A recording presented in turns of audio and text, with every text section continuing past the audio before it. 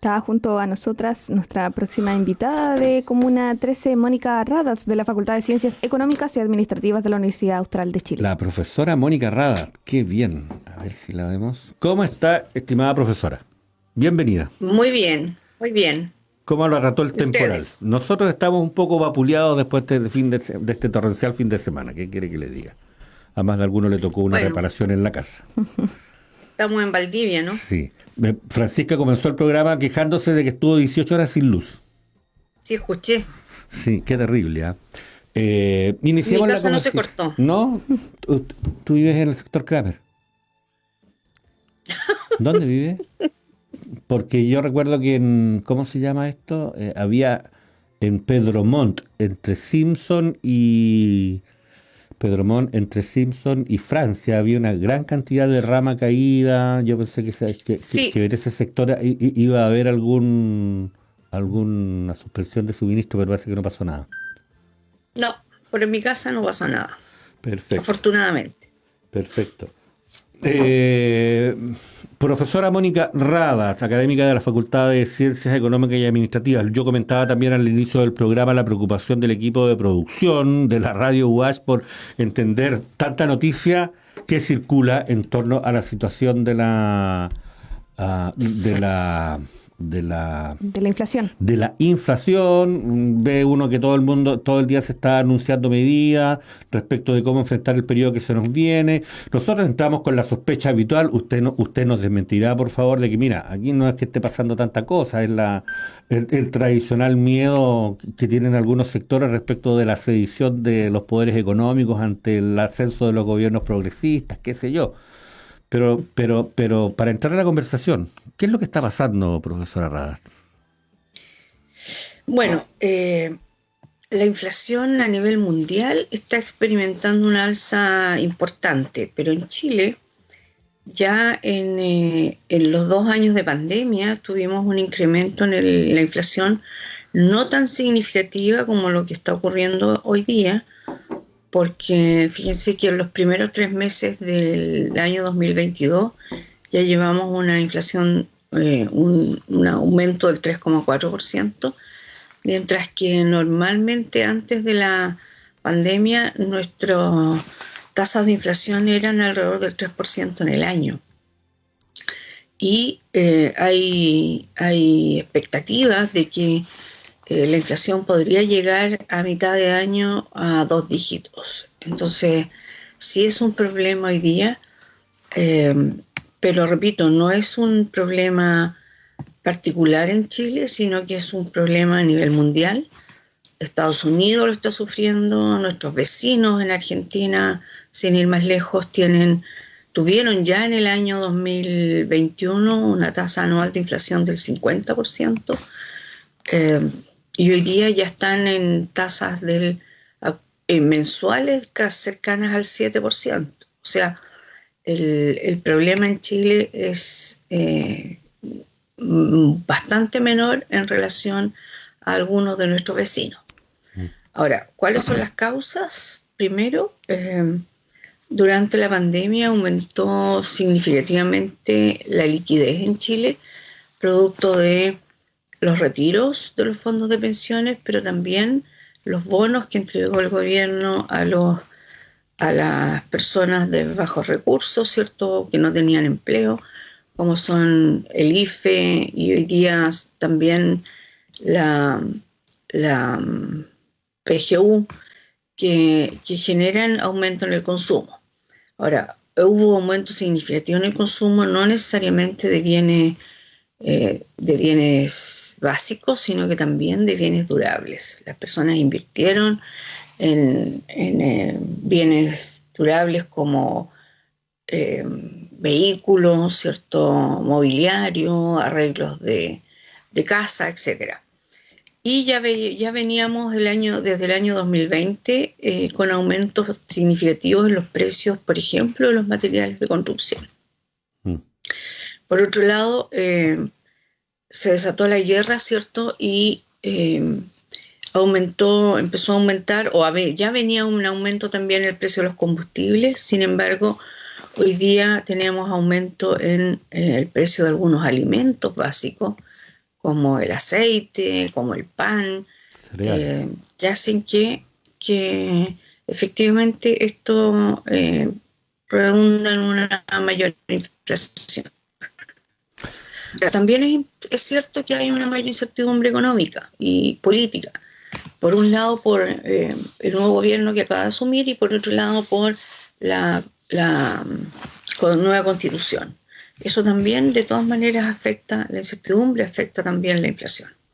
Sí, pero pareciera que no. A ver, profesora Rada, lo primero que usted nos dice es que efectivamente la situación de Valdivia, mi cabeza, la situación de Chile es menos preocupante que la situación del vecindario. Entonces, uno podría pensar que el eventual efecto de la incertidumbre por el proceso constituyente o por el nuevo gobierno pareciera que no es tan incidente en los números que nos están asustando en este minuto. Pero claro, lo que llama la atención es diera la impresión, es el protagonismo que sí tiene el aumento del gasto fiscal, fundamentalmente en subsidio a las familias durante la pandemia, y el decrecimiento de la producción, producto de la suspensión o paralización de procesos productivos. Pero claro, de 3% anual a más del 10% semestral, la verdad es que es un salto bastante más grande, que me diera la impresión, no sé, acláremelo usted, que el circulante extraordinario que puso el Estado en la economía durante la pandemia, o estoy solo especulando. Se nos quedó pegada la entrevista, parece, ¿no? Parece que tenemos un problema de Tenemos conexión. un problema de conexión. Mientras lo resolvemos, vamos a recordar que estamos haciendo Comuna 13, son las 8:58 de la mañana, estamos conversando con la profesora Mónica Rada, atendiendo la preocupación del equipo de producción de la radio respecto del proceso de inflación explosiva que dicen que está afectando a Chile, a la economía nacional en este minuto, pero que la afectará con bastante más severidad durante el próximo periodo semestral. La profesora Mónica nos decía que habitualmente la inflación bordea el 3% y que en lo que va del semestre probablemente vamos a llegar al 10%. ¿Tuvo un problema de conexión, profesora Mónica? Sí, ahora ya volví. Sí, pero estamos de regreso. No sé si me alcanzó a escuchar. No. Bueno, le comentaba yo, la preocupación, usted me dice que sí, hay preocupación por incertidumbre por el proceso constituyente y por el nuevo gobierno, por el gobierno del presidente Gabriel Boric, pero pareciera ser que la incidencia en el proceso inflacionario no es tan grande porque, a pesar de eso, la situación nacional es bastante menos preocupante que la del barrio, digamos, que la de Argentina, que la de otras economías, creo yo. Y la pregunta era esa, si efectivamente la suspensión de algunos procesos productivos durante la pandemia y la inyección de más circulante de parte del Estado, fundamentalmente en subsidio a los consumidores, nos permite justificar lo que está pasando, no solo a nivel nacional, sino también a nivel global. Cuéntenos. Sí. Y yo creo que la escasez de alimentos, que existen mucha expectativa de que a nivel mundial se produzca una escasez de ciertos productos, puede hacer que la inflación siga aumentando, como decíamos, a niveles de en torno al 14-15% a mediados de año. Sí se espera que a fines de año esto se vuelva bastante más bajo y que lleguemos a niveles de inflación en torno al 6-7% al año. Es decir, es un aumento de la inflación que es momentáneo o es temporal, pero que no debiera mantenerse en el largo plazo. Chuta. Bueno, el aumento del UEF nomás va a empezar a sacar rápidamente liquidez del mercado porque todos estamos pagando un crédito en UEF, así que el efecto se va a sentir inmediatamente a propósito de controlar los factores macroeconómicos. Francisca. Sí, pues la UEF ya pasó los 32.000 pesos y se proyecta que pueda llegar a los 34.000 pesos en un tiempo más. ¡Qué desastre! Francisca.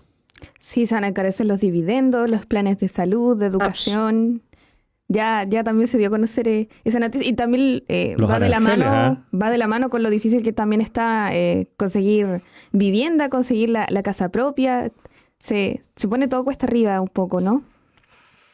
Bueno, los créditos hipotecarios, las tasas de interés, el Banco Central ha estado aumentando las tasas de interés precisamente para ir controlando de alguna manera la inflación, y eso hace que los créditos hipotecarios se hagan cada vez más caros y más difíciles. Sobre eso mismo, profesora Mónica Radatz, claro, la vida se va encareciendo, ¿no? La inflación también esperamos que en algún momento vaya frenando la cosa, porque claro, van subiendo los precios, pero los sueldos se mantienen tal cual, ¿no? La Central Unitaria de Trabajadores también insistió en elaborar lo que es una canasta básica protegida, todo esto en torno a lo que es la inflación y los costos de la vida. Así es. Yo creo que debiera haber algún tipo de ayuda a las familias más desfavorecidas desde el punto de vista económico, porque efectivamente la inflación a quienes afecta de mayor importancia es precisamente a las personas de bajos ingresos. ¿Por qué? Porque afecta los precios de todos los bienes y sobre todo los bienes más los bienes no suntuarios, sino que los bienes de primera necesidad. Ya lo veíamos, ¿no? El pan estaba subiendo, el aceite, claro, viene también... Ahí había también una especulación en torno al tema del aceite, si es que finalmente era lo mismo que había pasado un tiempo atrás con los pollos, ¿no? Con las farmacias también. Y esa era también la gran duda que existía en la población. Finalmente, ¿era el costo de la vida que se estaba encareciendo o finalmente de nuevo veíamos una colusión entre las empresas? Sí, se pensó en una colusión, pero la verdad es que el aceite se ha visto disminuida su oferta principalmente porque son los países que hoy día están en guerra, ¿cierto? Quienes tienen la mayor producción. Y hace un rato escuchaba en las noticias que se estaba pensando que la falta de aceite a nivel mundial iba a significar que tuviese que distribuirse el aceite en cuotas, es decir, que hubiese un problema tan generalizado que tuviésemos que consumir todos menos aceite. Vamos a tener que racionar el aceite. Así es. Qué susto. Mónica, dos preguntas. Eso es lo que se está pensando, que ya en algunos países se está iniciando este proceso de racionamiento del aceite. Chuta, está bastante más complejo de lo que uno cree. Uno aquí simplemente especula y tira algunas hipótesis, pero claro, con los datos en la mesa y con el estudio de los académicos que trabajan en estas materias, se hace bastante más complejo y lento responder esta materia. Dos preguntas, Mónica. La primera... no me va a gustar la respuesta. Yo supongo que con estos antecedentes, tu opinión a propósito del quinto, sexto, séptimo retiro de los ahorros provisionales es desfavorable. Sí, yo creo que tal como ha venido sucediendo, el aumento en la inflación ha sido también producto de la mayor liquidez. Ahora, pero además los retiros de las AFP no tienen el efecto que se debiera esperar en favorecer a la familia de menores ingresos, porque ellos ya no tienen, la mayoría de ellos ya no tiene ahorros en la AFP. Entonces no es la mejor medida.